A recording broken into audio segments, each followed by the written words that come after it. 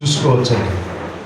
అక్కడ తన లోతు విషయంలో, లోతు ఉన్నటువంటి ప్రదేశాన్ని బట్టి నాశనం చేయాలని ఆలోచన కలిగే దేవదూతలు అబ్రహాంతో చెప్పినప్పుడు అక్కడ ఏం చేశాడండి, ఆయన నివసిస్తున్న ప్రదేశము సరైనది కాదు, అయినా లోతును కాపాడుకోవాలని ఎన్నో ప్రయత్నాలు, ఎన్నో విజ్ఞాపనలు చేశాడు, ప్రార్థన చేశాడు.